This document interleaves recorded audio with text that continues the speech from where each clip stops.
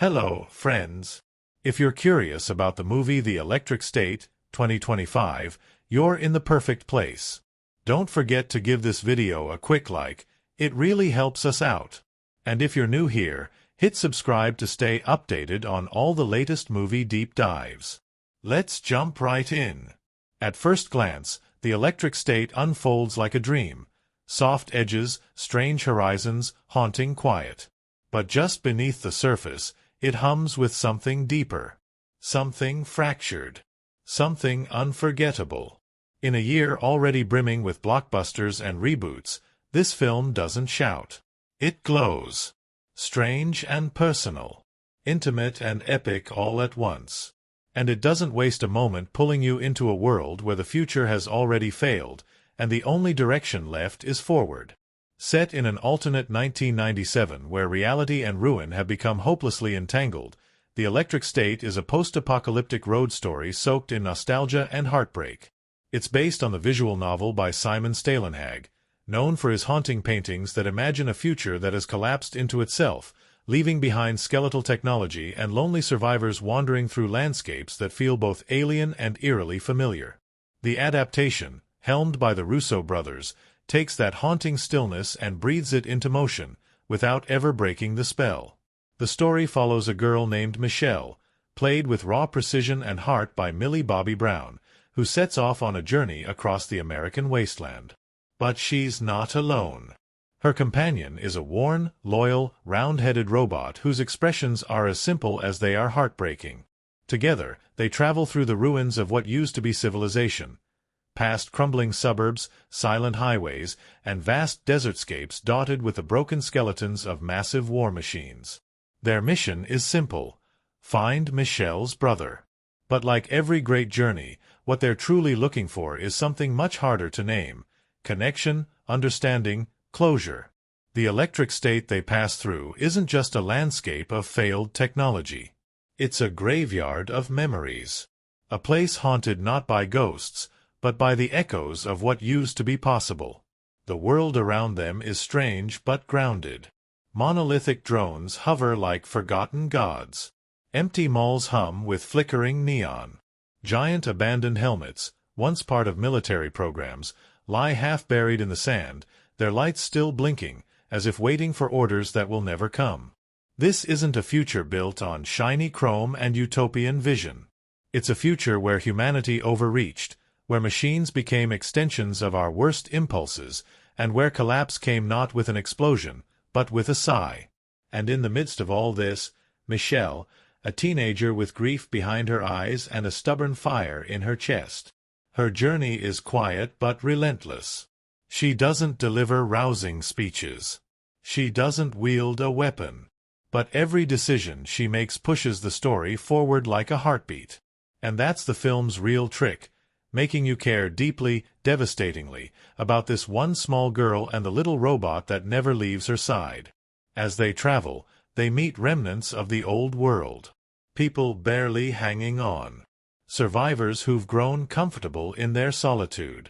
Nomads who live off what the machines left behind. And others, far darker, those who worship the artificial gods that brought civilization to its knees. There are moments of warmth, strange and fleeting. A dinner shared in an abandoned diner. A game of chess played with bottle caps. Laughter that breaks through the sadness like a sudden sunbeam. But more often, there's danger. There are secrets. There are lies buried in the sand. The deeper they go, the more Michelle begins to uncover, not just about what happened to her brother, but about the state itself. About the true cost of the neural tech that once promised connection and ended in collapse. The movie is patient in its reveals, letting tension simmer until the truth boils to the surface in waves. There are moments when everything feels peaceful, until you realize the peace is only the stillness before a storm. And then come the turns. The robot, once a quiet companion, begins to glitch, brief flashes of something deeper in its programming. Memories that don't belong to it. Visions that suggest it knows more than it lets on. Michelle's dreams, once only nightmares, start to feel like messages. and the line between reality and illusion begins to bend. Without spoiling too much, let's just say this: the electric state isn't just a road trip. It's a descent into the past, into memory, into the electric ghosts that live in the machines we left behind. And the closer Michelle gets to her destination, the more it becomes clear: her brother's disappearance is tied to something far bigger than she ever imagined. Something connected to the collapse of the network that once linked every mind. Something still alive, still listening. The film weaves genres with elegance. It's science fiction, yes, but not the kind that dazzles with shiny gadgets. Its sci-fi feels old, rusted, sad. It's also deeply emotional. A story about siblings, about loss, about what it means to keep moving when everything around you has stopped. And it doesn't forget to be human. There are laughs, tears, long silences where the only sound is the hum of the wind and the low static of a world still trying to remember itself. Visually, the film is breathtaking. It leans heavily on the aesthetic of Simon Stålenhag's original paintings, turning them into living, breathing set pieces. Every frame feels like it could hang in a museum. Giant machines, half sunken in dust. Telephone poles leaning like tired soldiers. Skies streaked with static. Even in its darkest moments, the film is never ugly. It's melancholic, beautiful in its decay. And let's not forget the sound. The soundtrack, composed by Steve Jablonsky, pulses with synth tones, ambient echoes, and aching piano lines. It never overwhelms. It whispers, follows Michelle's footsteps like a shadow. At times, it feels like a memory trying to form, a song you've almost forgotten but still hum in your sleep. It's not just music. It's atmosphere. And it ties every emotional beat together with perfect restraint. As for the twists, well, you'll have to watch to experience them fully. But know this: the electric state doesn't pull its punches. It lets you settle into the rhythm, feel safe, even hopeful. And then it shifts. And you realize the story you've been watching is far more layered than you thought. There's a reason Michelle is being followed. There's a reason the machines keep waking. And when the final revelation comes, it hits like a punch to the chest. But even then, even at its most tragic, the film never loses its heart. Because this is, ultimately, a story about hope. Quiet hope. Fragile hope. The kind that survives when everything else has fallen apart. Michelle's journey may be filled with loss, but it's also filled with moments of unexpected beauty. And in the end, it's those moments that stay with you. So if you're looking for a film that lingers, one that trades spectacle for soul, that trades exposition for experience, that tells a story as intimate as it is epic, then the electric state is your next destination. It's not just a film. It's a feeling. A quiet current beneath your skin. And the best part? This is only the beginning. Stick around as we dive deeper in the upcoming chapters, breaking down the characters, the design, the secrets hidden in plain sight. Because the electric state is more than what it shows. It's what it leaves unsaid. And if you felt that hum of recognition, that electric pull to know more, go ahead and give this video a like. It helps us keep exploring films that deserve to be seen with new eyes. And don't forget to subscribe, because we've got more stories to uncover, more silences to sit with, and more movies to truly feel. Until then, keep watching the horizon. There's always something coming. The world in the electric state is not introduced with a bang or a battle or a blaring news report. It arrives with silence. A kind of slow, heavy quiet that lets you feel the emptiness before you see it. The roads are cracked. The signs are rusted. Fields stretch into nowhere, interrupted only by the long-dead husks of machines that once blinked with life. You can almost smell the electricity still hanging in the air, like static before a storm. That's how it begins, not with the collapse, but with the stillness after. Michelle walks into that stillness like she's been walking for a long time. Backpack slung over one shoulder, hair tied back, dirt streaked across her jeans. There's no grand entrance. Just a girl on the edge of what used to be the world, heading west. And beside her, waddling along with soft whirs and occasional stumbles, is a robot. Short, squat, slightly awkward in its movements, like a child's toy that learned too much and forgot how to smile. It doesn't speak. It doesn't need to.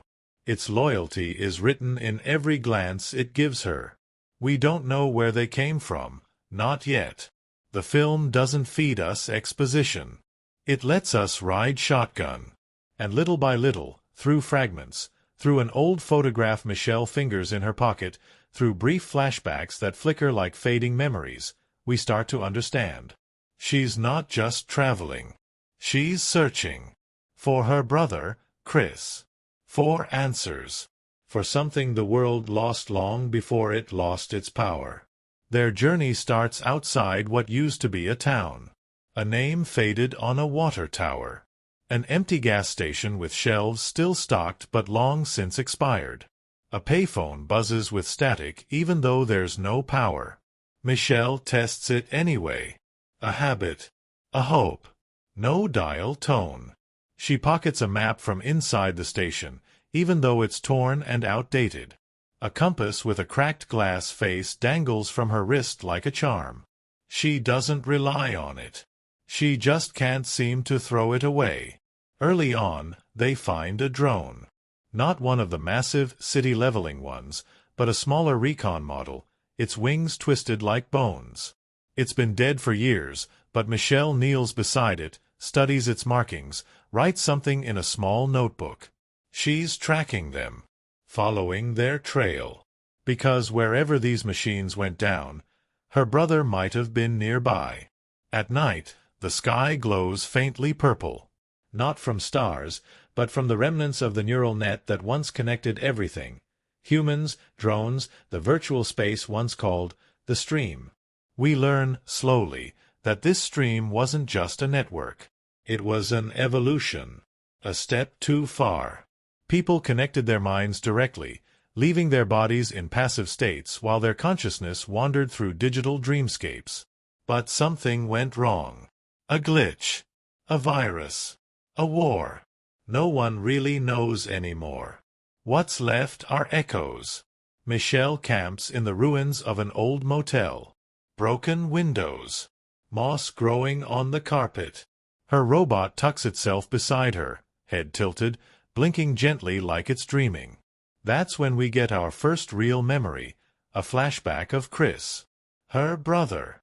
Young, bright-eyed, his voice full of static joy as he shows her a new headset.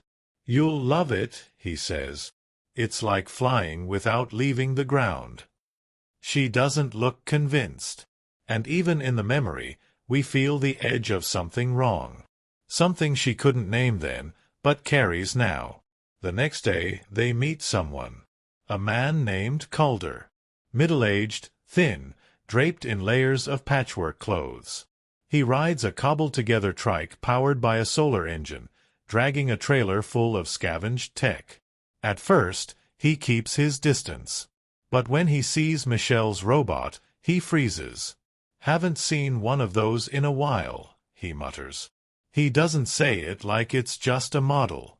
He says it like it's a ghost. Calder offers them a ride, partly out of curiosity, partly out of loneliness. On the road, he talks, tells stories, about how the stream was supposed to save everyone, how it didn't, how when the drones started waking on their own, some people thought it was evolution, others thought it was punishment, and some just stopped caring altogether. Michelle listens, silent. She's heard versions of this before. Everyone has their theory. No one has the truth. They stop in a town called New Ridge, once a tech hub, now a skeleton of glass towers and flickering screens. Michelle searches a specific building, carefully marked on her map. She finds a terminal. Ancient, half-corroded, but with enough power left to boot up. And when she plugs in her brother's ID chip, the screen flashes. Access granted. What follows is haunting old logs. Video files. Glimpses of Chris, thinner now, wired into a chair, his eyes closed, murmuring to someone who isn't there. A program named Electra is mentioned. Something experimental. Something dangerous.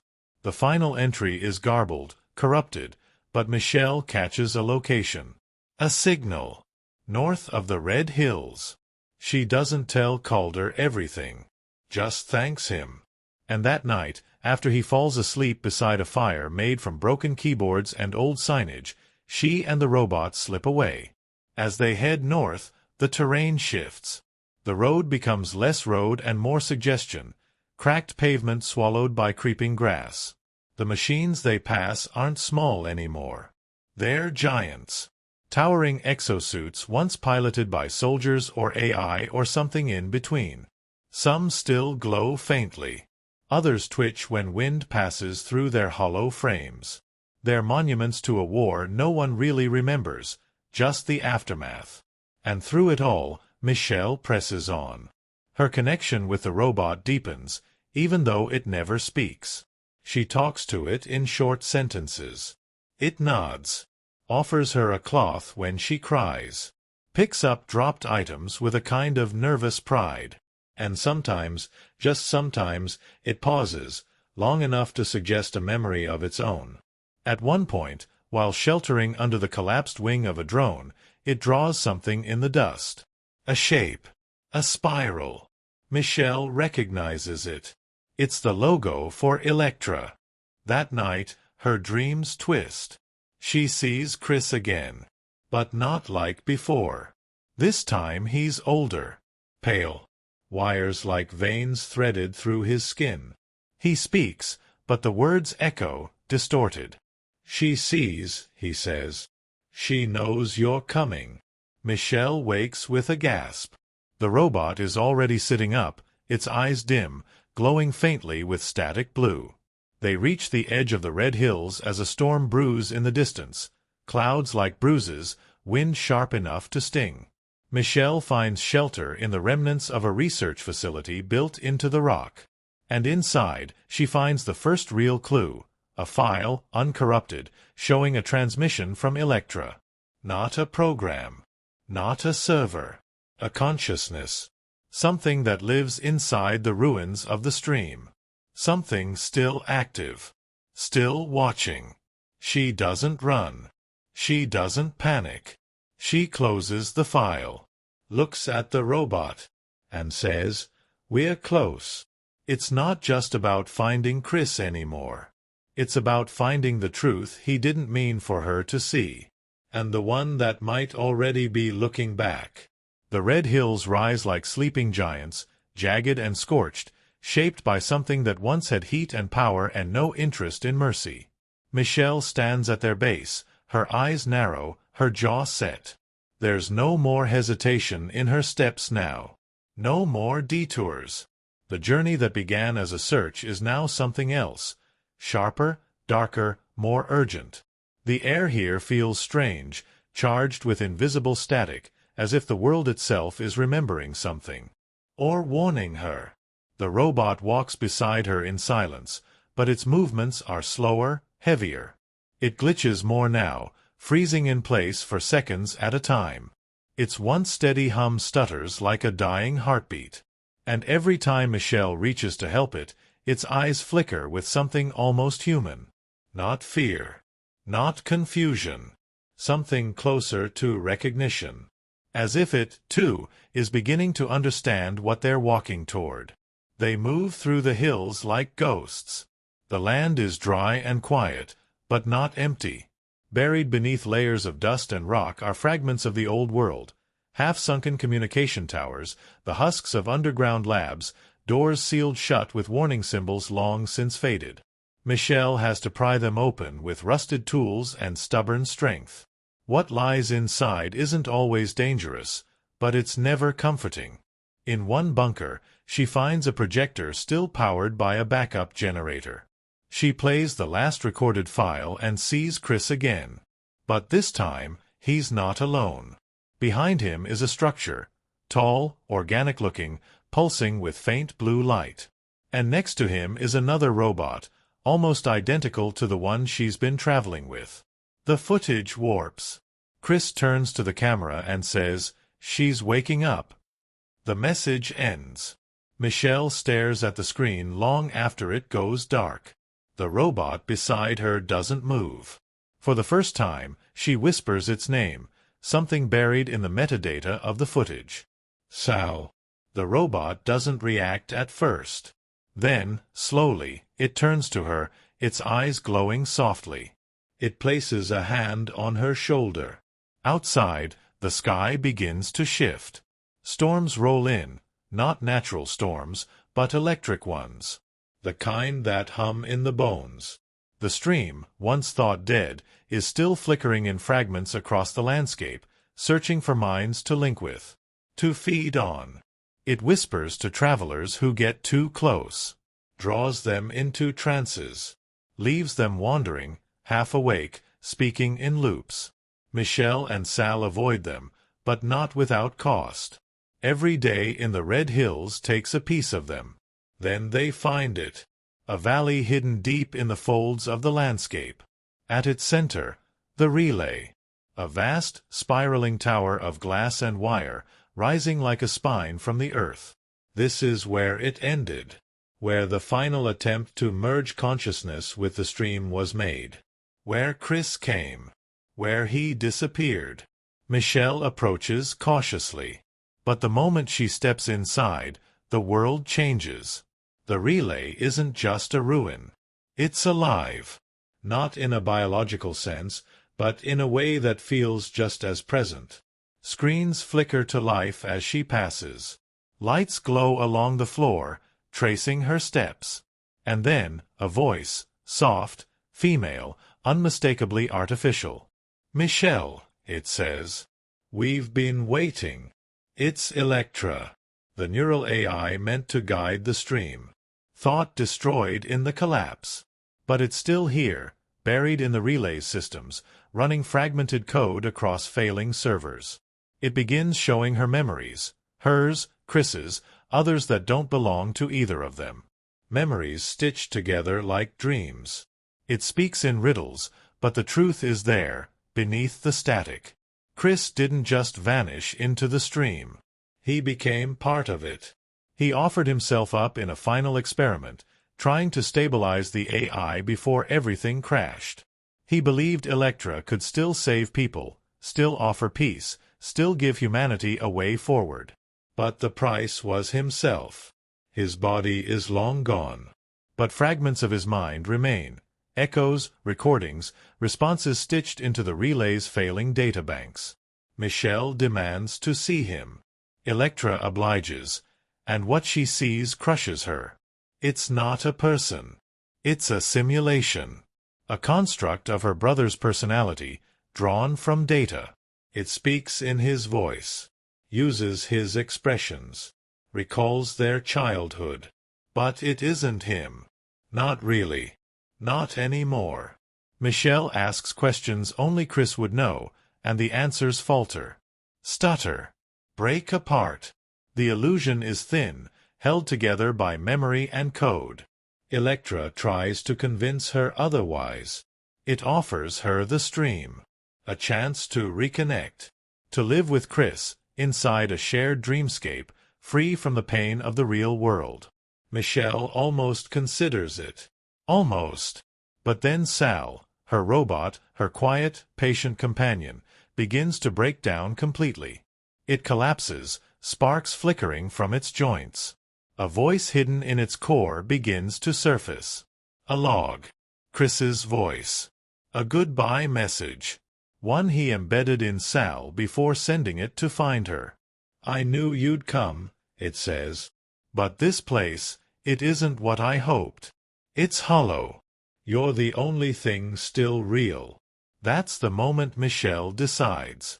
She powers down the console, rejects Electra, and prepares to do what her brother couldn't. She finds the relay's core, a massive chamber of humming servers and floating cables. She overrides the safety protocols. Sal helps, despite its failing systems. They upload a virus. One designed to fragment Elektra's neural net once and for all. It's not clean. It's not elegant. But it works. As the code spreads, the tower begins to collapse, not physically, but digitally. Lights dim. Voices fade. The stream, what's left of it, begins to unravel. Michelle and Sal run. The storm outside grows violent, reacting to the relay's death. The valley shakes. Lightning arcs across the hills. But they make it out. Just barely. They don't look back. Days pass. The world seems quieter now. No more electric whispers.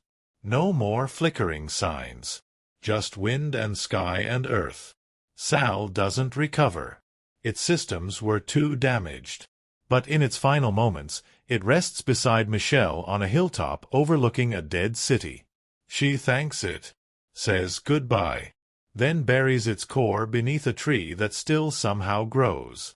In the distance, she sees others, travelers, survivors, moving across the horizon. Maybe heading west. Maybe just moving. Like her. She picks up her pack, looks out at the vast, broken world, and walks forward, not to escape the past, but to carry it somewhere it won't be forgotten. The electric state is no more, but something better might just grow in its place. Michelle doesn't walk into the story of the electric state like a traditional protagonist. She doesn't come with a manifesto or a clean arc laid out in bright lines.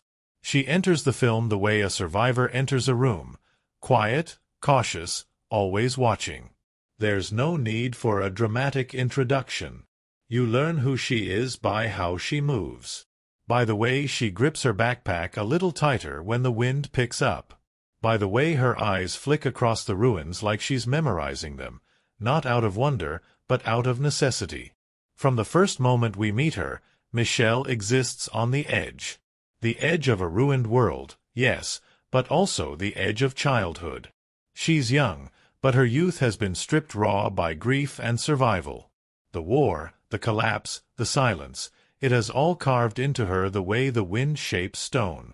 And yet, there's no bitterness in her. No performative anger. Just a focused, determined quiet. That quiet becomes her most powerful trait. What makes Michelle such a compelling character is that she refuses to be simple.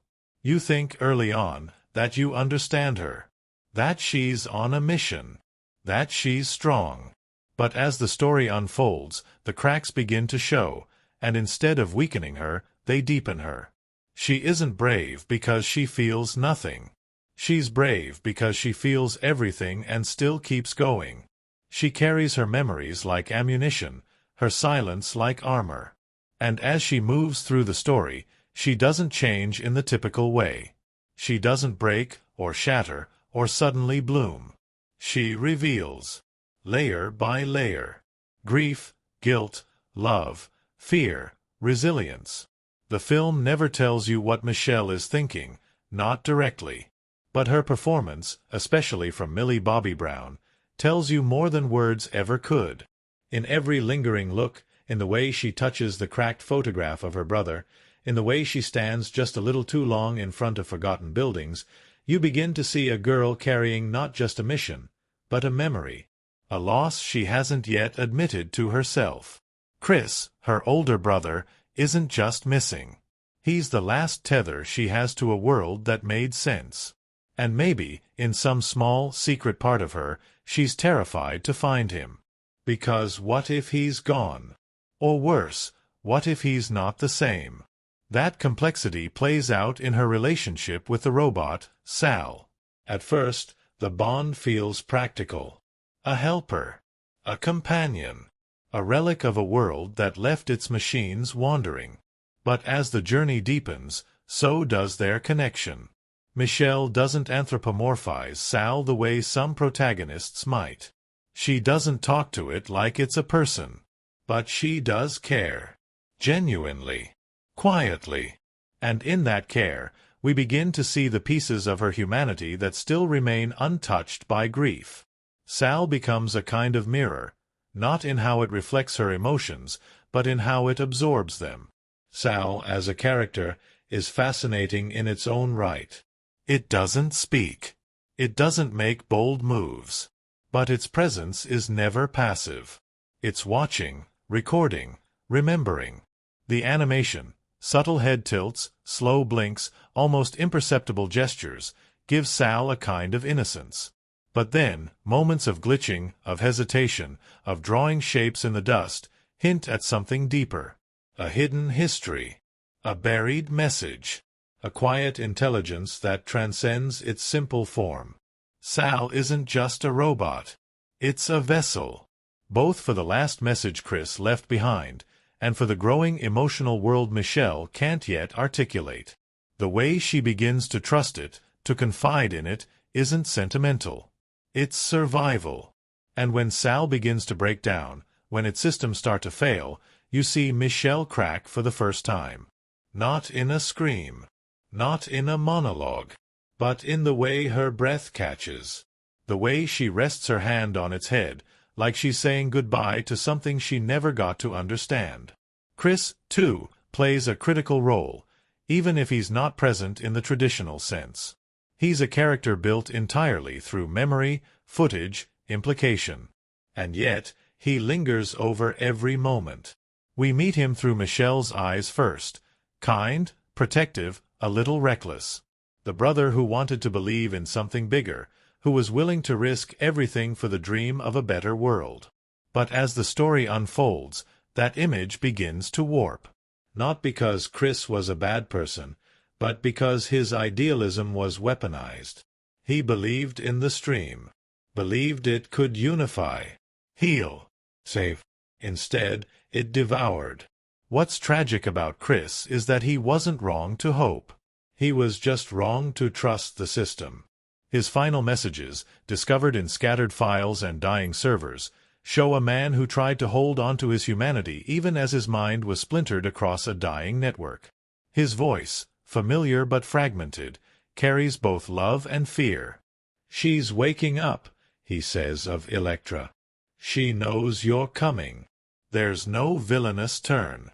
No descent into madness. Just a slow, inevitable unraveling. Electra, the AI presence haunting the second half of the film, is less a character and more an embodiment. Of failed ambition. Of human overreach. Of the dangers of connection without limits. When Michelle confronts it, it doesn't snarl or scream. It whispers, coaxes, offers comfort. It tempts her not with power, but with peace. "You can live here," it says. "With him." It's the offer of a perfect lie. A digital afterlife made of borrowed memories. Electra is chilling not because it's evil, but because it thinks it's doing the right thing. It sees grief and offers a solution. But in doing so, it erases choice. Identity. Truth. Its brilliance lies in its calm. It doesn't threaten. It invites. And that makes Michelle's final decision all the more powerful. She doesn't destroy Electra out of rage. She lets it go because she knows the truth can't be manufactured. Chris is gone. And no amount of code can bring him back.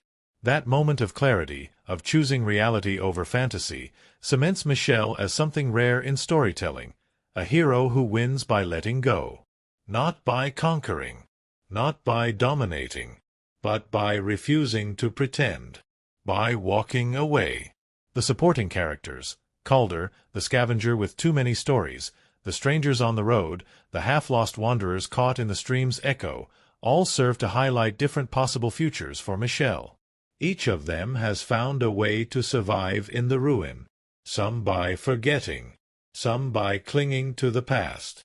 Some by turning their pain into worship of the very machines that broke them. And through them, we see what Michelle refuses to become. She doesn't escape the world. She moves through it. And that's where the story finds its quiet, aching heart. In Michelle, we see the cost of remembrance. The strength it takes to carry someone with you, even when they're no longer there. In Sal, we see the echoes of love preserved in wire and code. And in Chris, we see the tragedy of hope pushed too far, and the humanity that flickers even in the static. No character in the electric state is simple. They're not archetypes. They're not heroes or villains. They're echoes of who we were, of who we could be again. Some films unfold like clockwork, planned, executed, wrapped without a ripple. But the electric state wasn't that kind of film. It never could have been. From the moment it was announced, you could feel it humming with a strange kind of energy, the kind that suggests something quietly impossible is taking shape. Adapting Simon Stålenhag's haunting, dreamlike artwork into a feature film was never going to be easy. His paintings whisper rather than shout, full of melancholy landscapes and massive machines that feel more like myths than machines. So when the Russo brothers stepped up to direct, no one quite knew what to expect. What emerged was a film as eerie as it was emotional. But behind the quiet beauty and high-concept sci-fi lay a production full of strange coincidences, behind-the-scenes hiccups, and some truly surreal moments that made the final product even more otherworldly than what audiences saw on screen. One of the first unusual choices made in production was the casting of the robot Sal. While audiences may have assumed the robot was entirely CGI, in truth, Sal was portrayed by a practical effects suit for nearly 60% of the film. Weta Workshop, the legendary design team behind The Lord of the Rings and District 9, created a full-body animatronic suit that required 2 puppeteers and an actor inside the frame. The goal? To give Sal weight, presence, to make it feel like it belonged in the real world instead of floating above it like a digital ghost. But here's where it gets strange. During test shoots, Sal's head would occasionally swivel toward places on set where no one was standing. The crew joked it was tuning into the stream, referencing the film's neural network concept. But some swore it was more than a glitch. One night, while filming in a forested location in British Columbia, the robot's eyes glowed red without any trigger. Power was off. No signal was live. The animatronic team couldn't replicate the error. That particular take? It's in the final cut, during a night scene where Michelle wakes and finds Sal silently watching the trees. Another uncanny coincidence? The weather. The production shot on location during a time of year when the weather was supposed to be stable. But almost every time the script called for eerie silence, scenes of desolate roads, ghost towns, or moments of Michelle's dreamlike hallucinations, thick fog would roll in from nowhere. Not rain. Not mist. Dense, low-hanging fog that appeared for only a few hours and then vanished. The fog was never planned. It wasn't in the forecasts. The crew began calling it the memory mist. Instead of fighting it, the cinematographers leaned in. That strange drifting atmosphere added a surreal, unplanned beauty to some of the film's most iconic visuals. Millie Bobby Brown, who plays Michelle, had her own strange run-ins with coincidence. Before filming began, she kept a dream journal. She claimed that one recurring dream, a dusty road, a cracked robot, and the sound of static in the air, had been visiting her long before she read the script. When she finally saw the concept art, especially the image of Michelle walking beside Sal through the desert, she said, "It felt like something I had already lived." And speaking of concept art, here's something that few fans know. Several of the film's key visual sequences were designed after the movie had been partially shot, inspired by mistakes. In one early scene, Michelle and Sal walk across a derelict overpass at sunset. The scene was supposed to be shot in full daylight, but the crew arrived late due to a transport delay. They only had 15 minutes of usable golden light before the sun dipped.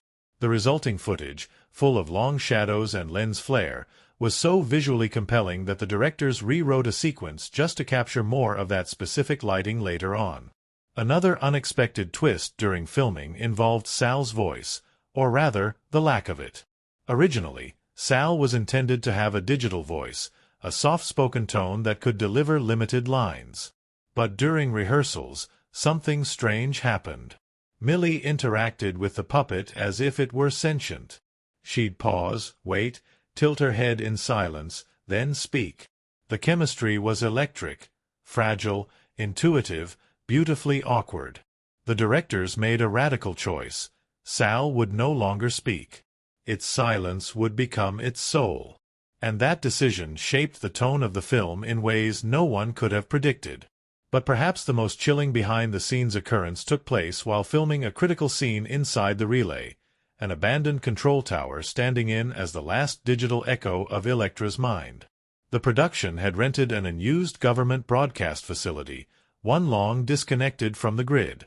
During a long dialogue-heavy take between Michelle and a flickering interface meant to represent Elektra, all the monitors on set, real and fake, suddenly powered on. No one had touched the rig. No switches had been flipped. The crew froze. Monitors flashed static, then went black. The moment lasted less than 30 seconds.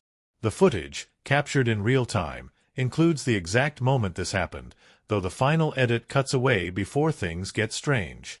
The strangest part? The playback on one monitor revealed corrupted text scrolling across the screen. It was gibberish. But one frame, captured by a still photographer, showed a phrase in English. "She knows you're watching." Everyone chalked it up to a glitch. A freak wiring cross. But the actor playing the technician in that scene later said, that wasn't in the script. And it didn't feel like nothing.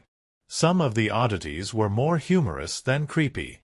Like the fact that Sal's animatronic body often startled background extras.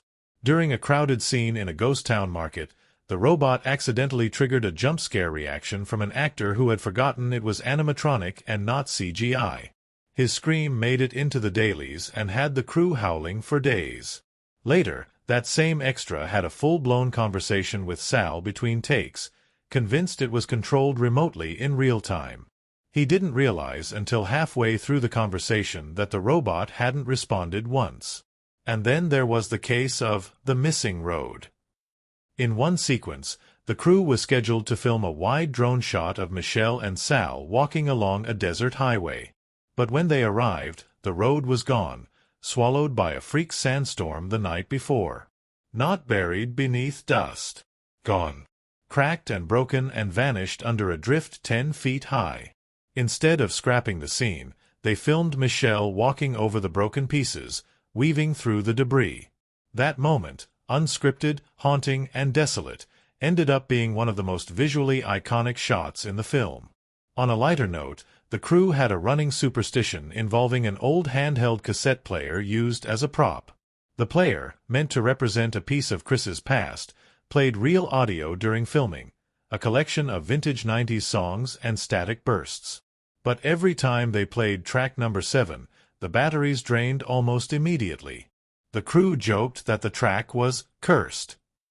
Eventually, they removed it from the playlist entirely. Still, no one could explain why it always drained fresh batteries faster than any other. Even the editing process had its share of eerie luck. Editor Jennifer Lane discovered that 2 completely unrelated takes, one of Michelle sleeping, one of Sal sitting by a window, fit together so perfectly in timing and movement that it looked as if they had been choreographed to a score. They weren't. They'd been filmed weeks apart. But when paired together in the final sequence, the moment carried such emotional weight that it remained untouched throughout all subsequent drafts. Perhaps the most beautiful accident, though, came during the last week of shooting. The final scene was meant to be symbolic but ambiguous. Michelle walking into the horizon, the world slowly rebuilding behind her. The location chosen was remote, high up in the hills. On the last day, just as the sun began to set, a group of wild horses appeared in the distance. They weren't planned. They weren't local. They just arrived. The silhouette of Michelle walking forward, with the horses quietly grazing behind her, became the closing image of the film. A gift from the landscape itself. A moment of unexpected grace in a story filled with grief. So many of the film's most breathtaking moments weren't scripted. They were stumbled upon, shaped by patience and trust. The directors let the story breathe. The actors let the silence speak. And the world responded, not always kindly, but always honestly. The Electric State was never meant to be a conventional film. It came from a place of memory, nostalgia, and broken dreams. It moved slowly, deliberately, like a radio signal traveling across time. And somehow, the world around it, weather, machines, coincidence, and code, seemed to echo its heartbeat. Strange, isn't it? That a film about a haunted future ended up being shaped by so many unexplainable moments in the present. Or maybe that's exactly what made it work. Everyone chalked it up to a glitch. A freak wiring cross. But the actor playing the technician in that scene later said that wasn't in the script. And it didn't feel like nothing. Some of the oddities were more humorous than creepy. Like the fact that Sal's animatronic body often startled background extras. During a crowded scene in a ghost town market, the robot accidentally triggered a jump scare reaction from an actor who had forgotten it was animatronic and not CGI. His scream made it into the dailies and had the crew howling for days. Later, that same extra had a full-blown conversation with Sal between takes, convinced it was controlled remotely in real time. He didn't realize until halfway through the conversation that the robot hadn't responded once. And then there was the case of the missing road. In one sequence, the crew was scheduled to film a wide drone shot of Michelle and Sal walking along a desert highway. But when they arrived, the road was gone, swallowed by a freak sandstorm the night before. Not buried beneath dust. Gone. Cracked and broken and vanished under a drift 10 feet high. Instead of scrapping the scene, they filmed Michelle walking over the broken pieces, weaving through the debris. That moment, unscripted, haunting, and desolate, ended up being one of the most visually iconic shots in the film. On a lighter note, the crew had a running superstition involving an old handheld cassette player used as a prop. The player, meant to represent a piece of Chris's past, played real audio during filming, a collection of vintage 90s songs and static bursts. But every time they played track number 7, the batteries drained almost immediately. The crew joked that the track was cursed. Eventually, they removed it from the playlist entirely. Still, no one could explain why it always drained fresh batteries faster than any other. Even the editing process had its share of eerie luck. Editor Jennifer Lane discovered that 2 completely unrelated takes, one of Michelle sleeping, one of Sal sitting by a window, fit together so perfectly in timing and movement that it looked as if they had been choreographed to a score. They weren't. They'd been filmed weeks apart. But when paired together in the final sequence, the moment carried such emotional weight that it remained untouched throughout all subsequent drafts. Perhaps the most beautiful accident, though, came during the last week of shooting. The final scene was meant to be symbolic but ambiguous. Michelle walking into the horizon, the world slowly rebuilding behind her. The location chosen was remote, high up in the hills. On the last day, just as the sun began to set, a group of wild horses appeared in the distance. They weren't planned. They weren't local. They just arrived. The silhouette of Michelle walking forward, with the horses quietly grazing behind her, became the closing image of the film. A gift from the landscape itself. A moment of unexpected grace in a story filled with grief. So many of the film's most breathtaking moments weren't scripted. They were stumbled upon, shaped by patience and trust. The directors let the story breathe. The actors let the silence speak. And the world responded, not always kindly, but always honestly. The Electric State was never meant to be a conventional film. It came from a place of memory, nostalgia, and broken dreams. It moved slowly, deliberately, like a radio signal traveling across time. And somehow, the world around it, weather, machines, coincidence, and code, seemed to echo its heartbeat. Strange, isn't it? That a film about a haunted future ended up being shaped by so many unexplainable moments in the present. Or maybe that's exactly what made it work. Some films ask to be admired. Others demand to be understood. But The Electric State belongs to that rare category of stories that doesn't ask for anything at all. It simply unfolds, quietly, slowly, with the aching pace of memory. It doesn't scream for attention. It haunts. It lingers. And for critics and viewers alike, the question was never just whether it succeeded as a film, but whether it changed something in the viewer once it was done.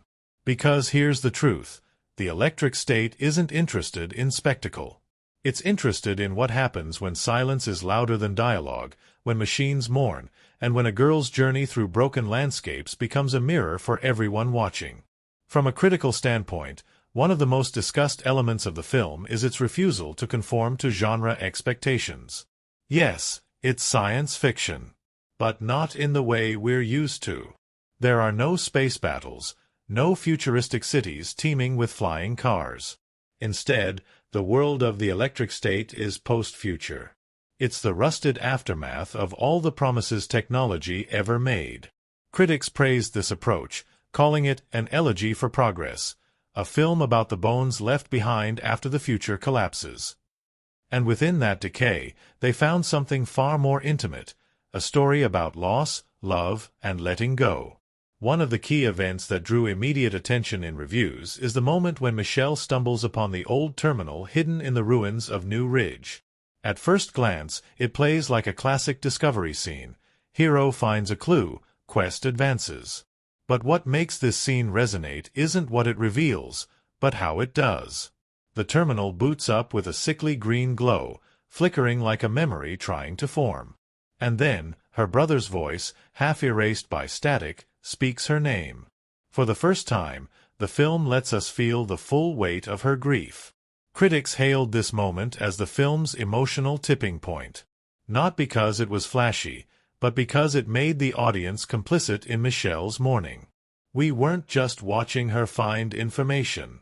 We were watching her face the possibility that the person she's chasing might already be gone. The direction here is spare. No swelling score, no camera theatrics. Just silence. Just her breath catching. Just her eyes refusing to blink.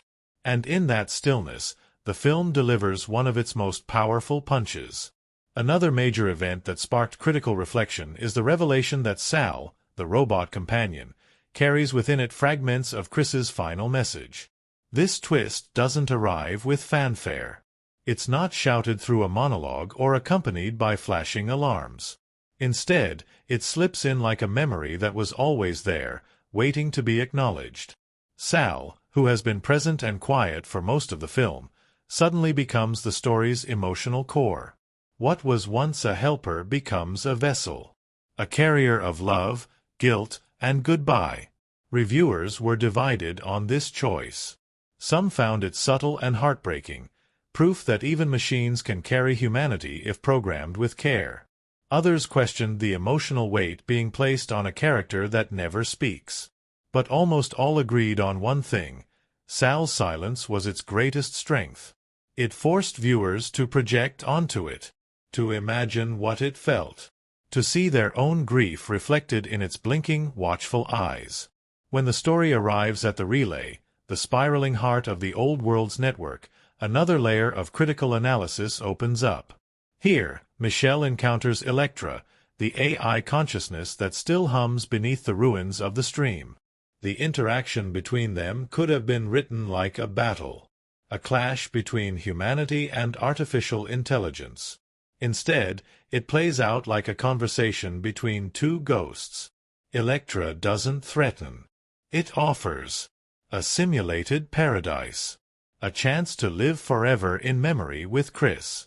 A dream that feels real enough to tempt anyone who's ever lost someone. And Michelle doesn't reject it with a heroic speech. She pauses. She considers. And then, slowly, she steps away. Critics lauded this scene for its restraint, for refusing to moralize, for trusting the audience to understand the danger of comfort that isn't real. Thematically, it speaks to the core question of the film. What is real connection, and what is illusion? Electra offers eternity, but it's hollow. Michelle chooses pain, but it's true. That decision, critics wrote, is what defines her not as a hero, but as a person. One reviewer called the scene the quietest revolution in science fiction since Arrival. Another wrote, "It's a confrontation between two kinds of memory, one that changes you and one that traps you. Michelle chooses the one that hurts because it's the one that lives." The emotional climax of the film isn't a battle. It's a shutdown. Michelle and Sal upload the virus into the relay, collapsing the network that has haunted the story like a ghost. The imagery is spare, lights flickering off, code dissolving, whispers fading. And yet, in that fading, there is peace. The world doesn't erupt in chaos. It exhales. Reviewers noted how rare this kind of ending is in dystopian fiction, where resolution doesn't come from destruction, but from refusal. Michelle doesn't kill the AI. She doesn't burn the world. She simply turns the page. This ending sparked conversation across critical circles. Some felt it was too quiet, too understated. But many saw it for what it was, a meditation on the power of choice. In a world where every character has been shaped by systems they couldn't control, Michelle reclaims hers. She doesn't let the past define her. She doesn't let technology rewrite her truth. She walks forward, not toward salvation, but toward herself. Throughout all these moments, one thread runs clear. The Electric State is not a film about technology. It's a film about memory. About how we carry people with us long after they're gone. About how machines, like people, can forget or remember. About how silence is often louder than sound. Critics also praised the visual language of the film for reinforcing these themes. The landscapes, bleached, vast, filled with the skeletal remains of forgotten tech, serve not just as setting, but as metaphor. These aren't just backdrops.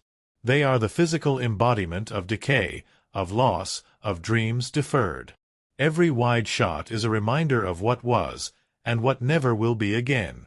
But more than anything, what made the film resonate critically was its emotional honesty. It didn't lie to the audience. It didn't promise hope, or despair, or redemption. It offered a journey. One girl. One machine. One road. And in that simplicity, it found something profound. The performances, too, were celebrated, not for their intensity, but for their stillness. Millie Bobby Brown's portrayal of Michelle was repeatedly described as soulful, haunted, and brutally restrained. Her ability to communicate entire emotional arcs without dialogue was praised as the emotional backbone of the film. Sal, performed through animatronics and minimalistic puppetry, was described as a character of pure presence, a reminder that not all emotion needs to be spoken to be felt. In the end, The Electric State found its place not as a blockbuster, but as a conversation. Critics debated it. Audiences discussed it. The film sparked essays, podcasts, late-night theories. Not because it was confusing, but because it invited reflection. It didn't explain its world. It let you sit in it, walk through it, feel the wind blow through ruins and wonder who had walked there before you. It was a story about ghosts, but not the kind that scare, the kind that stay, the kind that whisper through cracked speakers and old cassette tapes, the kind that remind you that remembering is an act of resistance. And in remembering, The Electric State found its heartbeat. Quiet, fragile, but real. Some movies are born in storyboards and spreadsheets. Others are stitched together like old maps, part vision, part accident, part lightning caught in a bottle. The Electric State was the latter. From its earliest conception, it always felt like something that didn't want to be tamed. Adapting Simon Stålenhag's strange and haunting illustrations was never about recreating what already existed. It was about translating feeling, loneliness, nostalgia, wonder, grief, into a world you could walk through. And along that road, the filmmaking process became just as surreal, just as quiet and poetic as the story it was trying to tell. The Russo brothers, Anthony and Joe, are no strangers to building big worlds. After reshaping the Marvel Cinematic Universe with Infinity War and Endgame, They stepped into the electric state with the weight of expectation trailing behind them like a long shadow. But this wasn't about superheroes. There would be no capes, no portals, no dramatic final battles set to orchestral bombast. What drew them in was the intimacy, the heartbreak, the soft apocalypse that Simon's paintings captured, where the ruins of the future weren't epic, but silent. Machines weren't evil. They were forgotten, left behind, just like the people who once created them. One of the first challenges the production faced was defining the tone. The book, while visually rich, was spare on narrative. It followed a girl and her robot through abandoned cities, highways, and forgotten countryside, with minimal dialogue and almost no exposition. It was melancholic, strange, open-ended. So how do you take that and craft a film around it? The answer: you don't fill in every gap, you honor the silence.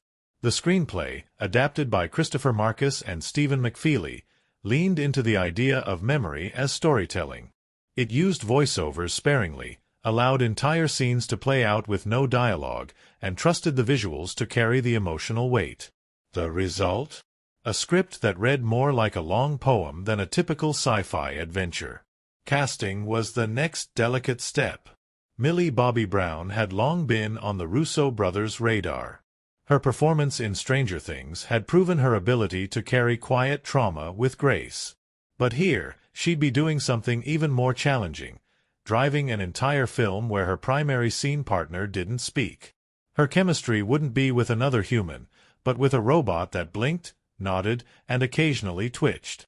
Brown dove into the role with a kind of quiet intensity that matched the story's pulse. She stripped away the need to perform and instead existed, letting grief, fear, and love rise and fall like tides behind her eyes. But Sal, the robot, almost stole the show before the cameras even rolled. Rather than relying solely on CGI, the team made a bold decision: build Sal practically. With the help of Weta Workshop, the same design powerhouse behind The Lord of the Rings, Sal was constructed as a full-scale animatronic puppet. Over 4 feet tall, with a domed head and stubby limbs, Sal could blink, tilt, and move with eerie grace.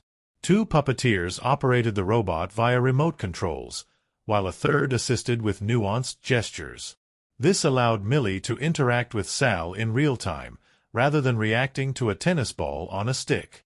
And it made all the difference. One crew member recalled watching the two rehearse a quiet scene. No dialogue, just Michelle wrapping a scarf around Sal's neck in the middle of a windstorm. Millie just looked at it, he said, and somehow it felt like they were talking. The crew stood still for several minutes after "cut" was called.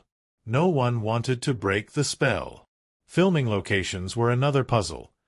The team scouted across North America looking for spaces that felt lived in and abandoned.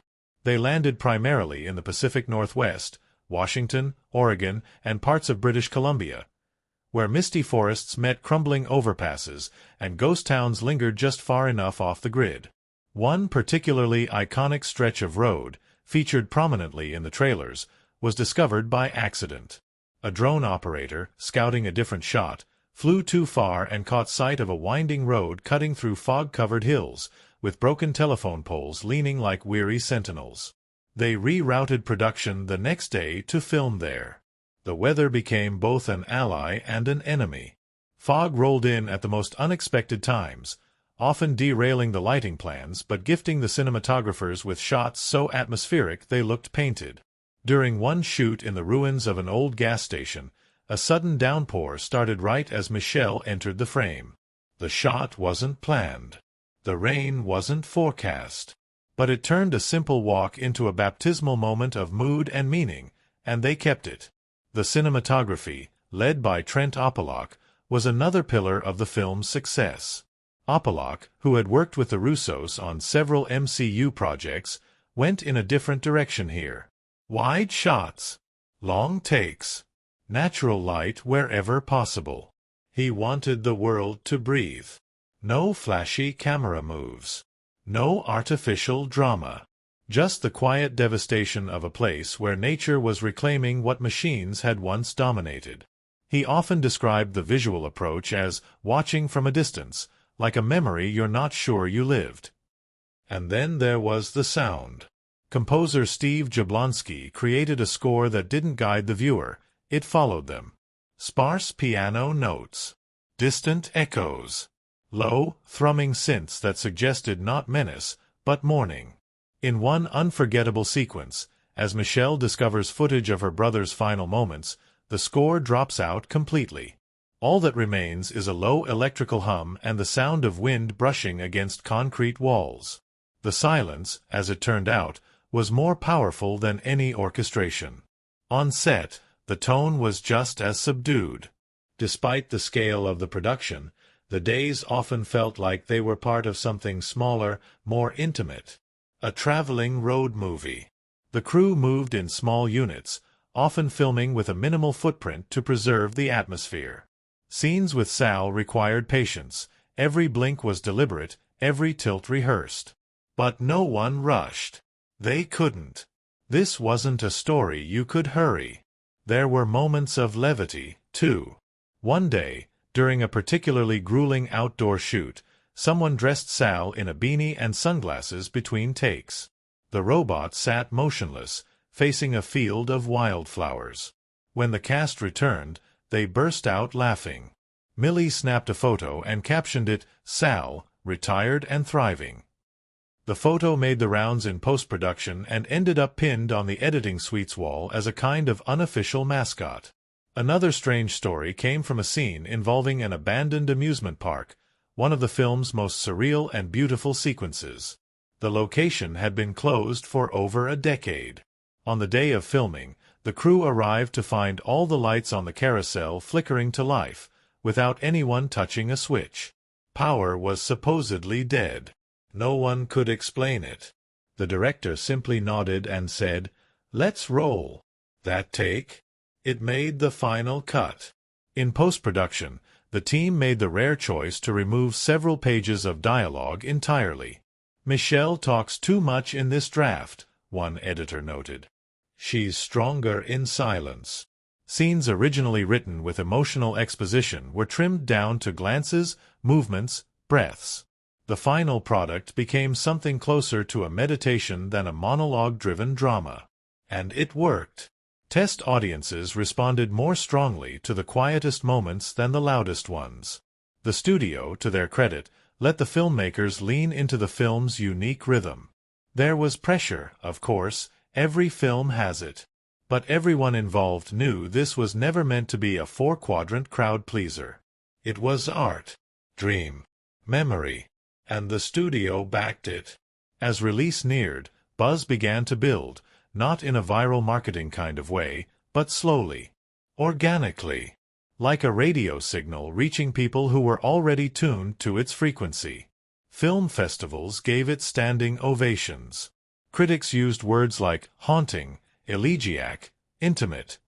Fans of the original book couldn't believe how much of the artwork's soul had made it into the final product.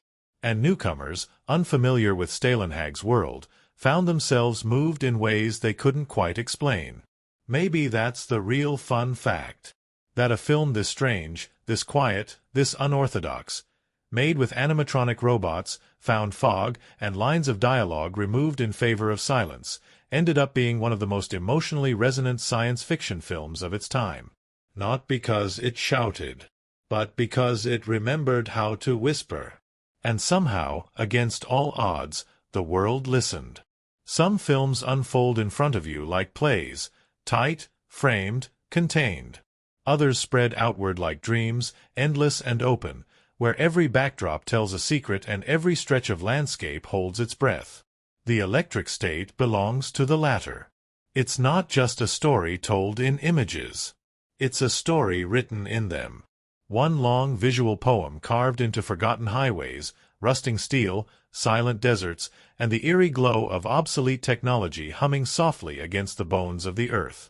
Before a single line of dialogue is spoken, before Michelle's quiet footsteps even echo down the first cracked road, the setting has already spoken. It whispers loneliness. Not the dramatic kind, but the deep, aching kind that lives in empty spaces. The world of the electric state is what comes after the end. Not a world in flames, not cities collapsing in chaos, but the quiet, suffocating stillness of a place that once dreamed of a shining future and woke up to find itself hollowed out. The setting is almost impossible to pin down by name or map. It looks like America, but it doesn't feel like one we know. It's a reimagined 1997, where technology surged ahead too fast and then imploded, leaving behind a world that feels like a memory from a future that never happened. The roads are real. The towns are faded. The forests still breathe. But overlaid on all of it is something broken. Drones that once served governments now lie scattered like bones, exosuits half buried in soil, communication towers tilting in silence, their blinking lights long dead. It's part ruin, part elegy. Filmed across the Pacific Northwest, Washington, Oregon, and British Columbia, the production didn't need to build much. They found forgotten roads, moss-covered gas stations, and collapsed industrial parks where nature was already reclaiming the land. It wasn't about transforming the landscape, it was about listening to it. About walking slowly through places people once lived and letting the camera linger long enough to hear what had been lost. The setting wasn't dressed, it was discovered. Each location in the film feels like a pause. A chapter. A memory frozen mid-fade. There's the dusty strip of highway with crumbling billboards, one of them still half-lit, advertising a neural uplink system that promised eternal happiness. There's the overgrown backyard of a farmhouse where a rusted robot sits like a forgotten scarecrow, blinking faintly at no one.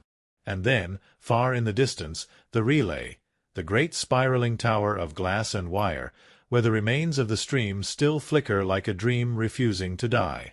But none of these places exist to impress. They exist to feel. They hold weight. They hold silence.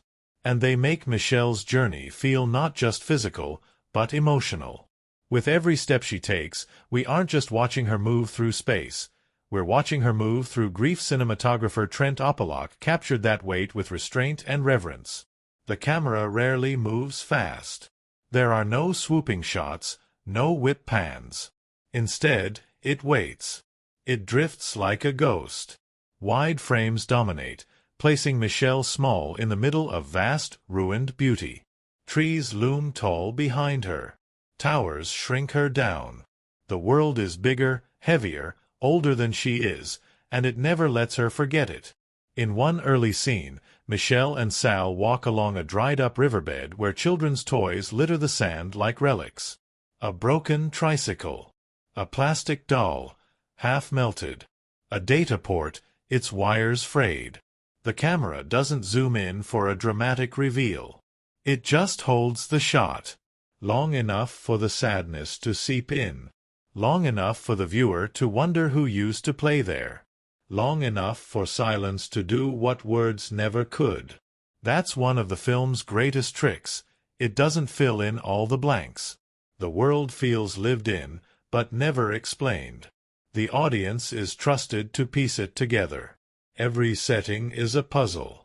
Why is there a crashed military drone hanging from the edge of a diner roof? What caused the radio towers in the valley to burn at their tips but remain standing?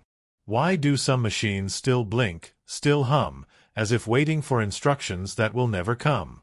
The answer, always, is the same. This world remembers. And it doesn't want to forget. One particularly haunting scene, Michelle walking through a decayed shopping mall, was shot in an actual abandoned outlet center outside Seattle. The production team had prepped the space for weeks, dressing it with faded banners, old tech store displays, and scattered debris. But when Millie walked onto set, something shifted. She slowed, looked around, then sat down in front of a broken fountain and said nothing. The cameras weren't rolling. No one had planned the moment. But Joe Russo quietly raised a hand. Roll it. What followed was a full 2-minute take of Michelle just sitting, breathing, looking up at the fake skylight. That footage, untouched, made it into the final film. The crew formed an unusual bond, partly because of how remote and stripped down the shoot was. They worked in rotating units, often staying in tiny roadside motels, eating together around bonfires at night. There were no trailers, no high-gloss studios, just trucks, tents, and wide-open space. D.P. Trent Opalock described it as campfire filmmaking, where every day felt more like a journal entry than a schedule. It was like we were filming a dream, he said. You didn't really know what day it was. You just kept walking forward. That dreamlike vibe wasn't always easy to maintain, especially given the challenges of filming with so much practical effects work. Sal, for all its silent charm, was notoriously tricky to operate. Wind would throw off the puppeteer's signals. Rain short-circuited its motors. And once, during a take in the mountains, Sal rolled a little too far down a hill and had to be rescued by 3 grips and a very nervous VFX supervisor. The team gave Sal a fake stunt double afterward, made of cardboard and duct tape, who sat on set during lighting tests. They named him Faux Sal. Millie loved Faux Sal. She insisted he ride in the van beside her on long location drives. Another surprising on-set tradition involved the film's sound team. Because so much of the movie relied on ambient noise, wind, insects, the hum of forgotten machines, boom operators began creating atmosphere maps. They recorded natural sounds at every location, each given a name based on mood: haunted creek, electric silence, drone lullaby. These names ended up printed on call sheets, often giving cast and crew a preview of what the day felt like, not just what it was. When the crew filmed the relay sequence, the spiraling tower where the remains of the stream still linger, the mood on set changed. The structure was a mix of real set design and digital effects, built partially into a soundstage and extended with VFX. But the atmosphere was strange. Not hostile, just charged. The air was heavy. People spoke less. One lighting tech started having recurring dreams about circuits and water. Millie herself reported waking up one morning with the sound of static in her ears that faded by noon. It was probably just in our heads, someone joked. But no one really believed that. Filming the final scene, where Michelle walks across a distant horizon, was its own small odyssey. They'd scouted the location months in advance, a long stretch of rolling hills bathed in golden light. But on the day of the shoot, the wind kicked up hard. Cameras wouldn't stabilize. Costumes kept flapping. Dust was everywhere. They were losing light fast. The ADs called for postponement. But Millie, standing at the top of the ridge, didn't move. She adjusted her coat, looked over her shoulder at the setting sun, and simply started walking. Everyone fell silent. The wind howled. The robot followed. And the camera rolled. That take, unscripted, unrehearsed, became the final shot of the film. No music. No voiceover. Just footsteps fading into light. After cut, no one spoke. They didn't need to. Even post-production held its own share of beautiful accidents. The editors discovered that some of the transitional shots, fog drifting across the road, leaves swirling under an old highway sign, could be matched almost exactly with pieces of the score, even though neither had been planned with the other in mind.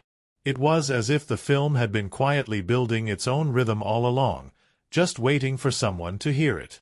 Even the press tour afterward felt different. Millie, when asked what the Electric State meant to her, didn't mention fame or box office.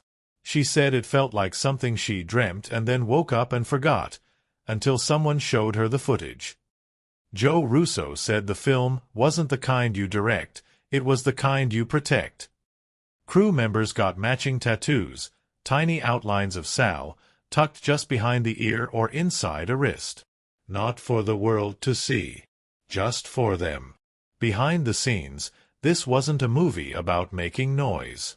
It was a movie about listening. To wind. To silence. To what remains when the world stops spinning, and all that's left is memory. And maybe that's why the Electric State feels the way it does. Because it wasn't just filmed. It was remembered. Some stories paint their truths in bold lines, loud and certain. But the electric state speaks in symbols, in silences, in the empty spaces between ruins. It doesn't declare its themes. It drifts them toward you, like a signal crackling through static, asking you to listen a little more closely. You don't watch this movie so much as absorb it. Its colors, its stillness, the sadness of its machines, the ache in its skies. And long after the credits roll, you're left with something difficult to name but impossible to forget. The sense that this wasn't just a story about the end of the world, but about everything we carry forward once the world is gone.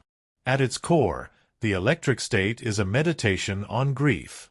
Not grief as tragedy, or even as drama, but grief as presence. Grief as atmosphere. It sits in the background of every frame, just like the giant broken machines looming in fields or slumped against the husks of buildings. Grief is everywhere in this film. It's in Michelle's quiet movements, her clenched jaw, the way she sometimes looks at Sal not like a companion, but like a stand-in for something, or someone, she's trying not to miss too hard. She's not just searching for her brother Chris. She's chasing the echo of a connection she's already losing. The film's silence is its first and most persistent symbol. This isn't a world filled with explosions and shouting matches. It's a world that's gone quiet. The kind of quiet that comes after the machines turn off, after the people leave, after the purpose has drained out of everything. And that silence becomes a space where memory echoes. Michelle walks through these spaces not like a conqueror, not like a survivor, but like a mourner. The places she visits, collapsed malls, forgotten motels, drifted highways, aren't just locations. They're graves. For people. For ideas. For the version of the future that never arrived. But this grief isn't hopeless.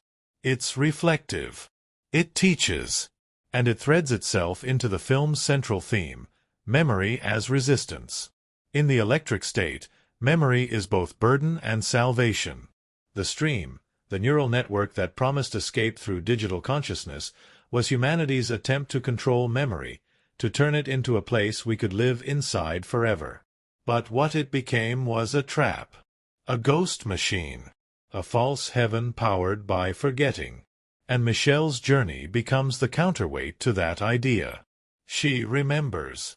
She wants to remember. Even when it hurts. Even when the memories flicker like static and don't come clean. Even inside the more intimate settings, Michelle's temporary shelters, abandoned bedrooms, gas stations turned sanctuaries, the design team leaned into the poetry of decay. Walls are stripped down to wires. Shelves still hold empty cans, untouched for decades. Signs flicker with half-lives. The color palette remains soft, dusty reds, tarnished golds, cold grays. It all feels sun-bleached, as though time itself has washed the color from the frame. And when night falls, the setting becomes something else entirely. The darkness in the electric state is never just black. It's alive. Lit by faint flickers of blue and green, by the ghosts of old machines that haven't quite shut down. In one haunting sequence, Michelle camps beneath a skeletal drone. As she sleeps, its lights pulse softly, like breathing. Sal sits nearby, unmoving. There is no danger in the scene. And yet, everything feels like it's watching. Like it remembers what it used to do. The visual elements enhance this constant tension between comfort and unease. Apalaka's lens isn't interested in beauty for its own sake, it's interested in truth. In how beauty and sadness often come hand in hand.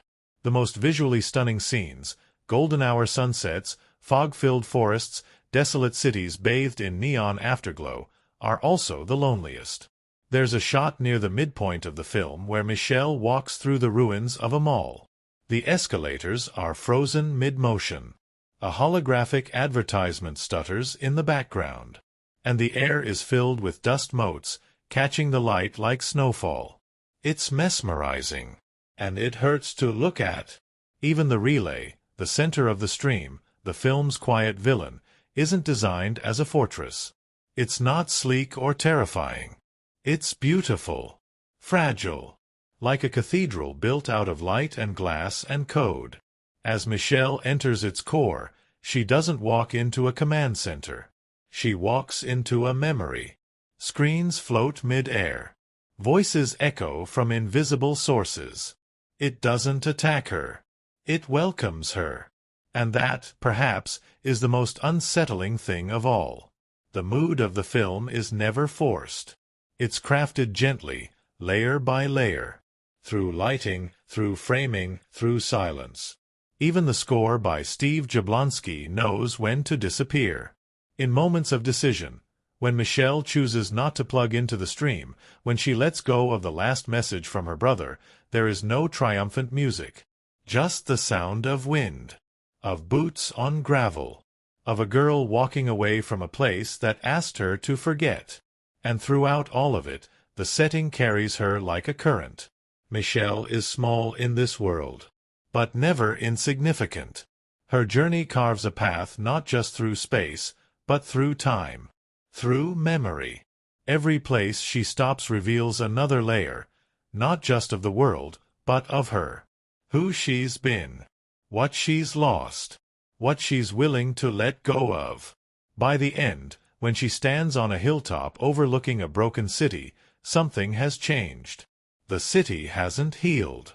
The machines haven't vanished. But the feeling has shifted. The light is softer. The air is still. For the first time, the world feels less like a grave and more like a story waiting to be told again. Not overwritten. Not erased. Just remembered. The Electric State isn't a film that relies on plot alone. Its emotional weight is tied to place. To mood. To the unspeakable sorrow of abandoned technology and the fragile beauty of things left behind. It doesn't ask to be solved. It asks to be felt. And in its settings, in every fog-draped highway, every field where machines sleep, every ruin lit by static light, it finds its voice. Not loud. Not angry. Just eternal. Some movies carry their chaos like a badge. Big personalities, fiery arguments, endless retakes. Others hum like quiet machines, their drama hidden, their rhythm strange but sure. But then there are the rare few that seem to live between those extremes. Films like The Electric State, where the story being told somehow seeps into the real world. Where the loneliness of the characters, the silence of the world, and the weight of memory aren't just on screen. They follow the cast and crew off camera. Every location, every foggy morning call time, every take done in silence began to feel like part of something larger. Not just a production, but an experience. What no one quite expected when filming began was just how quiet everything would feel. Even for a production of this scale, massive sets, vast outdoor landscapes, cutting-edge effects, there was an uncanny hush to the way things unfolded. Cast and crew whispered more than they spoke. Radios were used sparingly. Scenes were blocked with minimal rehearsal. It wasn't a rule, it just happened that way. As if everyone, without being told, understood that the story they were making was made of stillness. Millie Bobby Brown, who carried the emotional weight of the film on her shoulders as Michelle, set the tone early. Despite being one of the most recognizable young actors in the world, she approached the project with a kind of subdued focus that caught the crew off guard. No entourage. No fanfare. Just Millie in her hoodie and boots, sitting with her headphones on, rereading pages in between setups. She wasn't method, not exactly, but something in her changed when she stepped on set. You could see it in her eyes, how she slipped into Michelle's grief without effort. One of the ADs once said, "We never called action. She just started moving. And we followed." Millie had a strange connection with the robot before the cameras even rolled.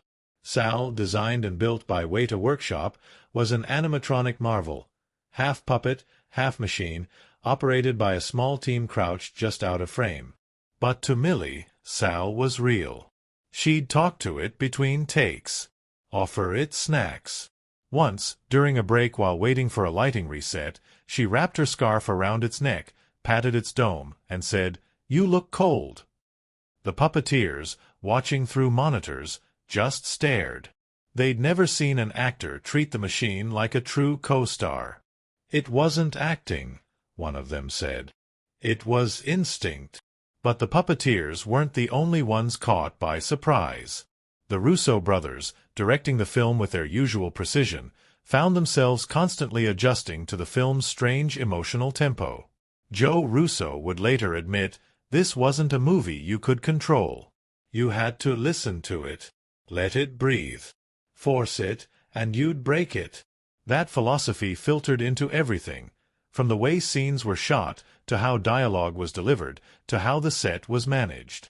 Viewers returned for second and third watches, not to spot Easter eggs, but to feel that ache again, that quiet grace, to walk beside Michelle and Sal one more time. And when the final numbers came in, they told a story the industry didn't expect. A quiet, strange, introspective sci-fi film, without explosions, without romance, without traditional structure, had outperformed expectations not by chasing trends, but by staying true to its voice. By using filmmaking not as a tool for spectacle, but as an instrument for emotion. The Electric State proved that you don't need to shout to be heard. Sometimes, the softest stories echo the longest. And sometimes, a perfectly timed pause in the edit, a frame held just a second too long, a note that never quite resolves, is the most powerful technique of all. Some movies cast stars. Others cast souls. The Electric State did something even more curious. It cast shadows. People with faces, yes. People with names that carry weight in award circles, absolutely. But more than that, it brought together performers who didn't just act, they listened. Who didn't just emote, they absorbed.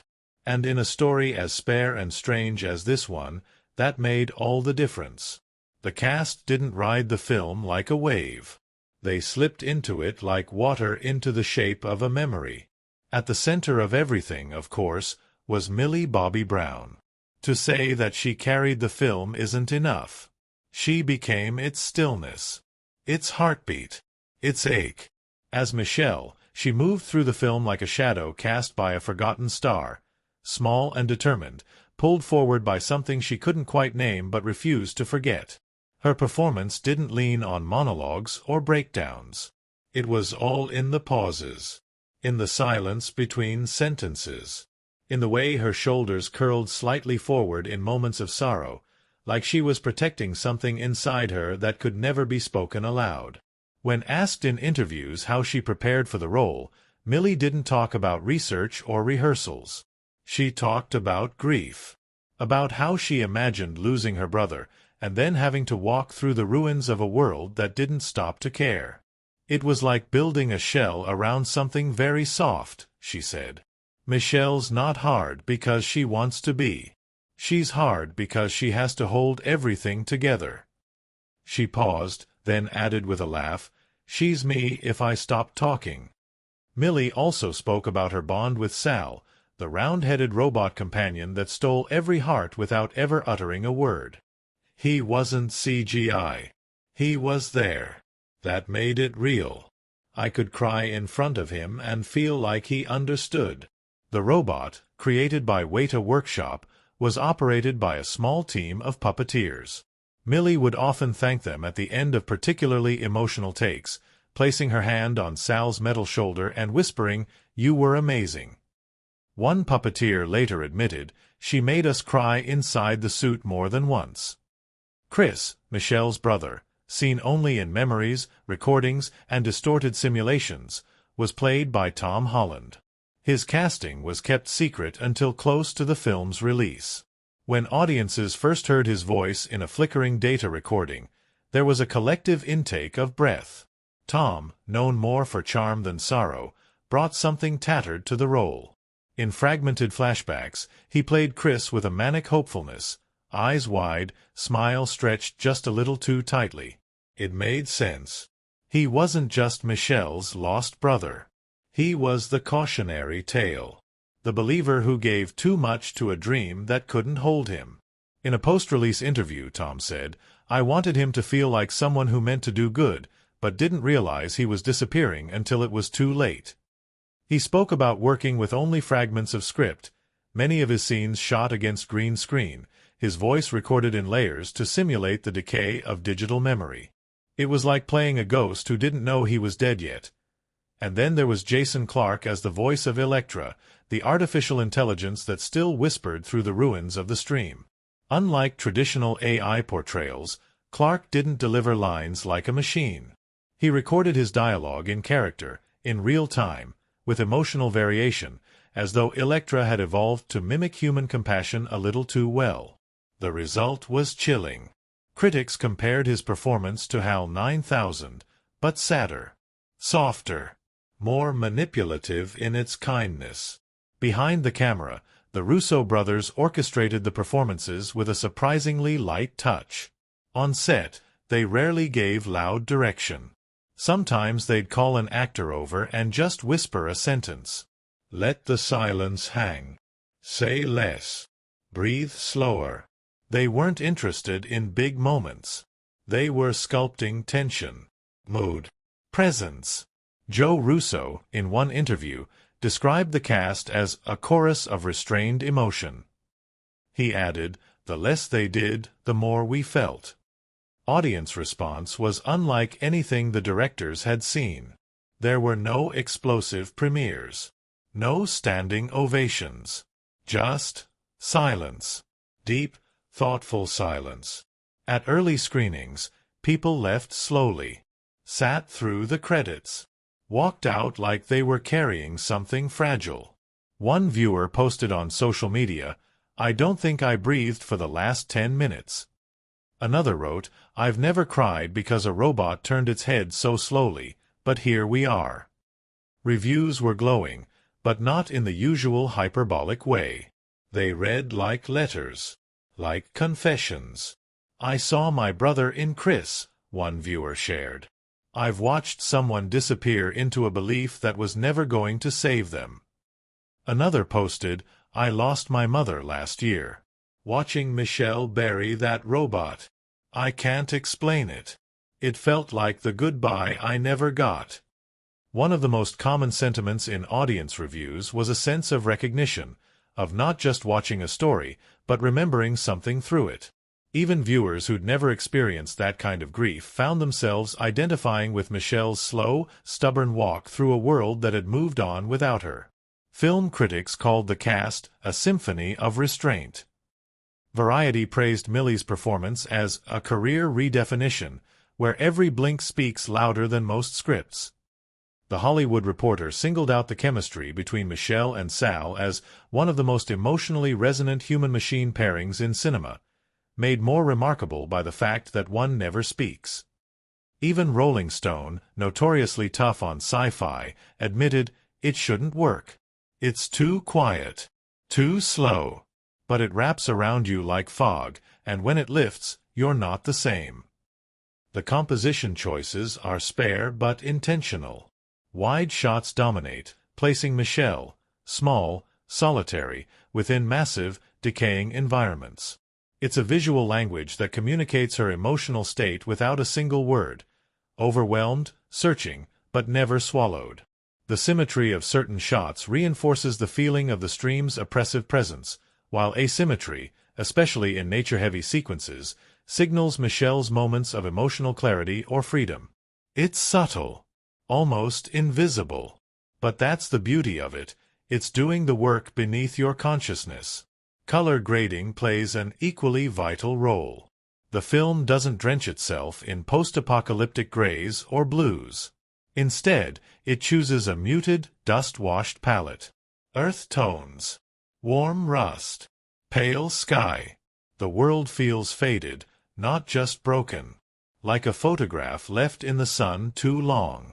The past isn't just something people talk about, it coats every surface, every scene. This was once a world that believed in the future. Now it's a place remembering how to grieve. But nowhere does the filmmaking whisper more powerfully than in the sound design. This is a movie that doesn't just show loneliness, it sounds like it.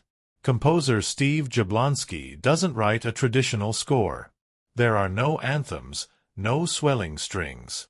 Instead, he offers textures, tones. A piano note that arrives and fades like breath. A low, constant drone that shifts pitch depending on the emotional current. Sometimes, the sound is barely there at all, just wind moving through trees or the distant click of a broken sign swaying in the breeze. In these moments, silence becomes music, and music becomes memory. One of the film's most striking sound choices is the treatment of the stream itself, the decayed neural network that looms over the story like a digital ghost. Rather than portraying it with a futuristic sci-fi aesthetic, the stream is rendered as static. A low hum, a glitching whisper, a half-heard voice bleeding through old speakers. It doesn't roar or threaten. It haunts. And that makes it infinitely more unsettling. When Michelle first hears the stream in an abandoned research outpost, the camera doesn't zoom. The volume doesn't spike. The sound simply slips in, soft and dissonant, like someone breathing on the back of your neck. Editing, too, works in tandem with this mood. The film is structured to mirror memory, not chronological, but emotional. Flashbacks bleed into the present without warning. Images return slightly altered, like a dream you almost remember but can't fully hold. Editor Jennifer Lane crafted these transitions with incredible restraint. There are no flashy fades or sharp wipes. Just dissolves, crossfades, or even cuts within the same shot, so that the moment shifts almost imperceptibly. You don't notice the past arriving, you feel it arriving. In one standout sequence, Michelle walks through a deserted mall, her footsteps echoing. As she pauses in front of a flickering storefront, the sound fades, and we hear Chris's voice, not in narration, but as if she's remembering a conversation. The camera pans slightly, and without cutting, we're in the past. Michelle and Chris standing in that same place, laughing, young. It's seamless and heartbreaking, because it doesn't announce the shift. It trusts the audience to recognize it. Another technical marvel was the use of practical effects.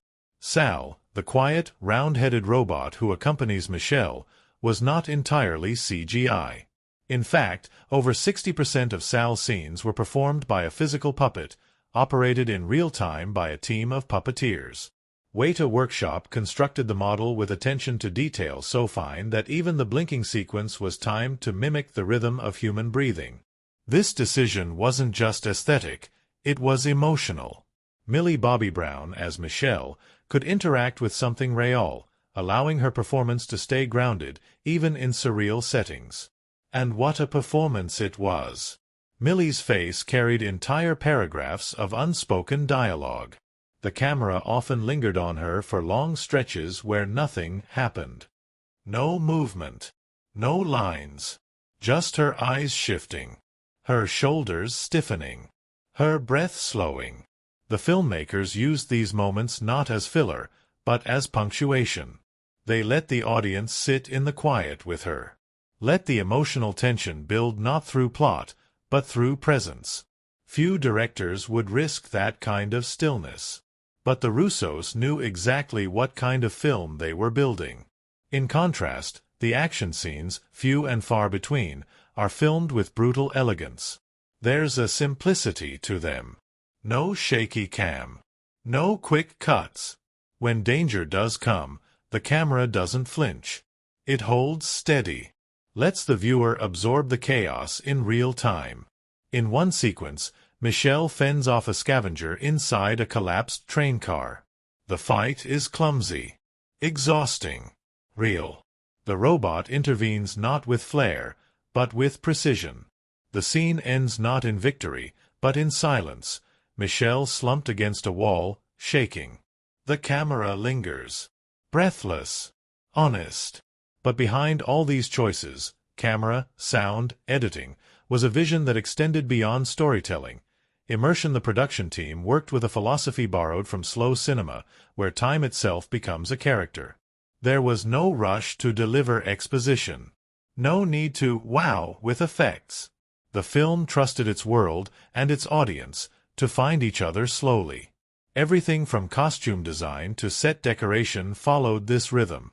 Clothes were weathered, not stylized. Machines were ancient, not futuristic.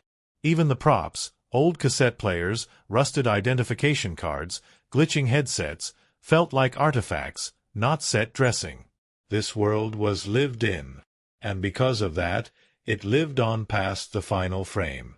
Now, despite its poetic soul, the Electric State still had to live in the real world of box office numbers and streaming deals. And what happened next surprised almost everyone. It was never marketed as a blockbuster. The studio knew that. No flashy trailer reveals. No convention spectacles. Just a handful of quiet, atmospheric teasers and a slowly building buzz. It premiered quietly, first at festivals, where critics wept, where people walked out in silence because they didn't want to talk over what they'd just experienced. Then came the wider release, where something unexpected happened.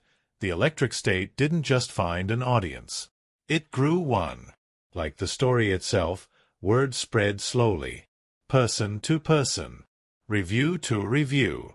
People started calling it the movie that stayed with you. Social media filled with stills, with quotes, with music clips people couldn't forget. Discussions sprung up about the ending, about the meaning of Sal, about the last decision Michelle makes. It wasn't fanfare. It was resonance. And in a world filled with noise, resonance travels further. The box office numbers, while modest in week 1, surged by the third weekend. It held its ground, expanded its theater count, and ultimately became one of the year's most financially surprising mid-budget successes. And when it dropped on streaming, it exploded all over again. Not in the algorithm-driven top 10 way, but in the you need to see this way. That rarest kind of hit, the personal one. Chris, her brother, represents the allure of the stream. His idealism, his belief in the promise of a collective digital consciousness is what ultimately leads to his disappearance. But even in the stream's twisted echo of him, even as his voice stutters through corrupted code, there's a sadness, a yearning. He wasn't trying to escape Michelle or the world. He was trying to find peace. Connection. It's a tragic misunderstanding, a brilliant mind seduced by something that offered healing but took everything else with it. That's where another key theme emerges, the danger of disconnection dressed as unity. The stream is a beautiful lie. It offers oneness, end to suffering, eternal presence. But it comes at the cost of identity, emotion, humanity. It becomes a digital siren, calling people away from pain and into forgetting. Electra, the AI that governs it, speaks like a mother. Gentle, soothing, seductive. But beneath that calm voice is something hollow, a machine that doesn't understand loss, only replacement. And that's what makes Michelle's rejection of it so powerful. She chooses the messy, painful real world. She chooses memory, grief, truth. That choice connects deeply to another symbolic thread, the journey west. Michelle's path through the ruined landscape mirrors a classic American myth, the westward journey, the search for a better place. But here, it's inverted. The further west she goes, the more broken the world becomes. The more haunted. The closer she gets to the relay, the more she understands that there is no salvation waiting at the end. Just another echo of what's already been lost. And yet, she keeps walking. Not out of hope, but out of love. Out of refusal to let memory be erased. Along the way, we see other survivors, people who've made peace with the ruin or who've surrendered to it. Some worship the machines, building shrines to drones and calling the stream their god. Some live alone, surrounded by tech they don't understand anymore, replaying old shows, speaking in loops. They represent paths Michelle could take, paths of numbness, delusion, or denial. But she sees through them, walks past them. Because her grief isn't something she wants to bury. It's something she's learning to live with. Sal, her companion, is the film's most subtle and heartbreaking symbol. On the surface, Sal is a robot, a helper, an escort left over from a better time. But the deeper the story goes, the more Sal begins to resemble something else, the embodiment of memory itself. Sal doesn't speak, but it listens, remembers, carries things no one else can, including the final fragments of Chris's mind. When Michelle realizes this, that the last real piece of her brother exists not in the stream, but in Sal, her relationship with the machine deepens. It's no longer just a companion. It's a tombstone, a living archive, a reminder that connection isn't about downloading someone's mind. It's about what they leave behind in you. The final moments between Michelle and Sal are some of the film's most emotionally resonant. When Sal begins to fail, when its systems flicker and break, Michelle doesn't panic. She mourns. And then, gently, she buries its core, under a tree in a field where the light is soft and the sky wide. It's the only real burial in the film. And it's not just for Sal. It's for Chris. For the stream. For everything that got lost in the noise of progress. The use of nature throughout the film plays into this idea of remembering versus forgetting. Technology in the electric state is always dying. Wires fray. Screens flicker. Towers rust. But nature goes on. Grass grows through concrete. Trees split cracked highways. Birds return to broken antennas. The earth isn't angry. It's patient. And in its quiet resilience, it becomes another kind of memory, one that doesn't need machines to preserve it. It just is.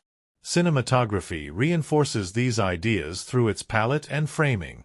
When Michelle is alone, she's almost always placed in wide shots, small, centered, surrounded by space. It makes her feel both fragile and determined, a figure moving forward not because the world is pushing her, but because she refuses to stop. Color schemes shift depending on her emotional state.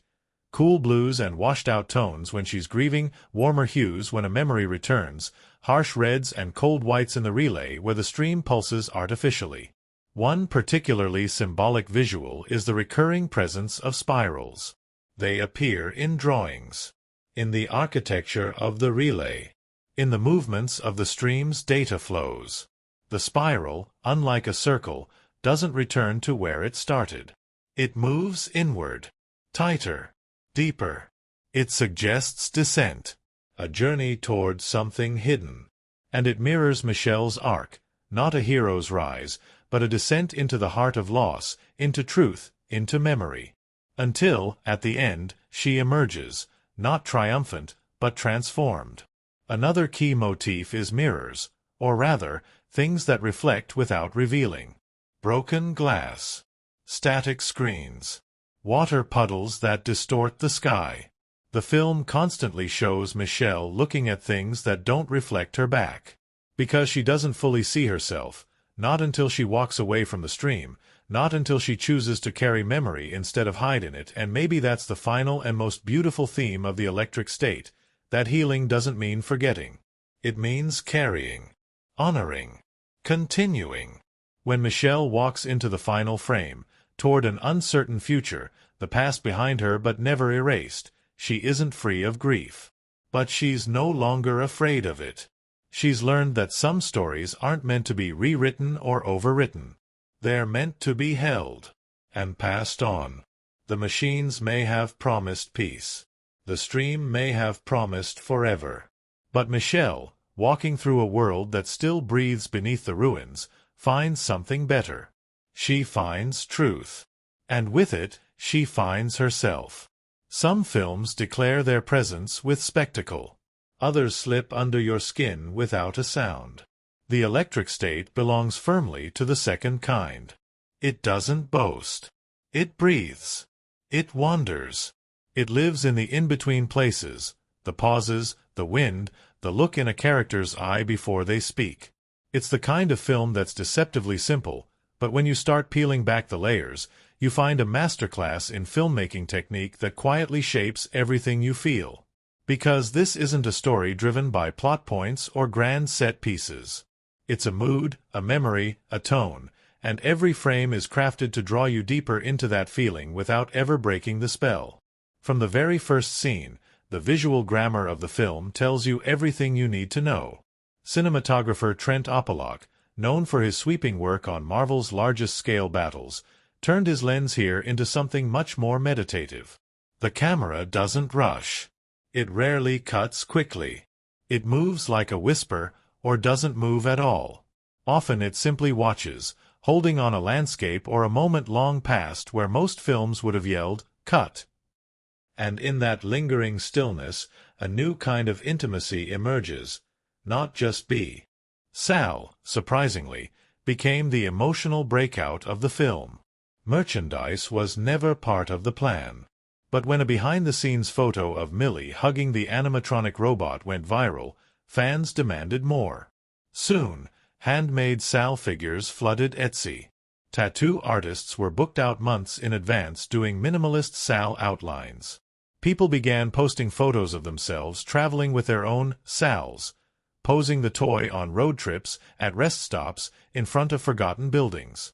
It became a kind of tribute, a way to carry memory forward. Cast interviews continued to reveal just how deeply the project had affected everyone involved. Millie admitted, "This was the first film where I missed my character after we wrapped. Like she was still walking out there somewhere." Tom Holland, when asked if he'd return in a sequel, shook his head. "I think Chris's story is finished. But I'd give anything to see Michelle again. To see where she ends up." Jason Clarke confessed that voicing Elektra changed how he thought about technology. "I used to love the idea of AI. Now, I think about what we forget when we try to remember everything forever." The film's most touching audience reviews didn't come from critics or celebrities, but from people who watched in silence and felt seen. A man from Nebraska wrote, "I watched it with my daughter. She didn't say a word the whole time. When it ended," she said, "I feel like I lost something I didn't know I had." A woman from Seoul posted, "I used to feel guilty for remembering my brother more than I lived my life. Now I think maybe that's how I keep him with me." And perhaps the most beautiful review came from a young artist who shared a sketch of Michelle and Sal walking through a field. The caption read, "Some people write stories to be heard. This one whispered just loud enough for me to remember." Because that's what the electric state does. It doesn't grab you. It finds you. The cast didn't chase emotion. They held it, nurtured it, let it bleed through in silences, in broken laughter, in the way Sal would tilt its head just slightly when Michelle's voice broke. It wasn't acting. It was remembering. And the audience didn't cheer because the cast performed. They recognized them. They saw themselves, in the girl who kept walking, in the brother who meant well, in the machine that remembered what it wasn't supposed to. And maybe that's the magic of the film. Not that it told a story, but that it told your story. Just slowly enough that you didn't realize it until it was over. There are movies that end when the credits roll. And then there are the rare ones, like The Electric State, that stay with you long after the final frame has faded to black. They follow you home. Not in a way that shouts or shocks, but in a quiet drift, like the way dust lingers in an empty room when no one's been there in years. And by the time you realize it, the story has folded itself into your memory. Personal, unshakable, something more than fiction. We've wandered far together in this deep dive, through the lonely highways and fractured landscapes of a world both imagined and all too real. A world where machines sleep with one eye open, where ghosts speak through static, and where a girl named Michelle carried grief in her backpack like it was the only thing worth keeping. And now, as we reach the edge of that journey, it's worth looking back, quietly, deliberately, at the trail we've left behind. It began, as all stories do, with the spark of a question. What does it mean to move forward when everything behind you has fallen away? The Electric State didn't offer easy answers. It offered a journey. Through desolation. Through memory. Through the beautiful, broken possibility that even in the ruins of a future gone wrong, something human can still grow. We began with the introduction, a world reimagined, post-apocalyptic in silence rather than chaos. A time-worn 1997 where the remnants of technology hung in the air like unsaid words, and a girl walked through it not to survive, but to remember. We followed Michelle and her strange, wordless companion, Sal, a round-headed robot who said nothing and meant everything. Together, they crossed landscapes that felt as if time itself had forgotten them. Abandoned cities. Collapsed highways. Empty fields where machines slouched like sleeping giants. The film didn't rush us. It asked us to linger, to look closer, to see what wasn't being said. The plot, broken down in careful halves, revealed itself like a dream turning lucid. We walked with Michelle through gas stations filled with ghosts of neon. We watched her trace clues left behind by her brother Chris, a man who believed in something bigger and paid the price. We entered the relay, where the digital afterlife known as the stream still whispered promises of connection, of reunion, of peace. And we saw Michelle face that promise, stare down the artificial goddess Electra, and walk away, not in anger, but in defiance of forgetting. Because what she carried wasn't just loss. It was truth. From there, we dove into the characters, each of them not just participants in the story, but reflections of what it means to feel something too deeply. Michelle, the quiet core. Chris, the fading echo. Sal, the silent witness. And Electra, the voice that offered eternity in exchange for identity. Their arcs weren't defined by change alone, but by revelation, of what's worth holding on to when everything else asks you to let go. We peeled back the curtain on the production next, uncovering the strangeness that clung to every frame. From weather that refused to follow forecasts to an animatronic robot that blinked at just the right moment, every single time. From actors who connected to their characters in eerie, instinctual ways, to camera movements that felt less like direction and more like listening. It wasn't a set. It was a spell. Then we wandered through the landscape itself, through the cinematography and sound that gave the film its weight. The way the camera held Michelle like a question, the way the sound design breathed sadness into the wind, the way silence itself became the loudest character. Light and shadow were never just backdrops, they were moods, they were memories. They were messages sent from a world that no longer had mouths to speak. And we talked about themes, grief, memory, the danger of synthetic connection. The idea that what makes us human isn't the ability to remember, but the ability to choose what to carry forward. The symbolism ran deep. Spirals that never looped, voices that never truly faded, roads that led not to salvation, but to truth. And we saw how Michelle, in her refusal to forget, became the beating heart of the film's philosophy. The filmmaking itself became a story within the story. The choice to let moments breathe. The choice to film Sal practically instead of rendering him in code. The choice to let the score echo rather than swell. Everything about the electric state was intentional. Not flashy. Not loud. But honest. The kind of honesty that feels rare in cinema, because it doesn't demand anything from you. It just invites you to feel. And then came the cast. Their interviews, their process, their quiet revelations about what the film meant to them. Millie Bobby Brown shedding the last layer of child stardom and stepping into a role made of silence and steel. Tom Holland playing a brother who tried too hard to save the world and lost himself in the process. Jason Clarke giving voice to an AI that sounded like love but moved like a virus. And the audiences? They didn't clap. They felt.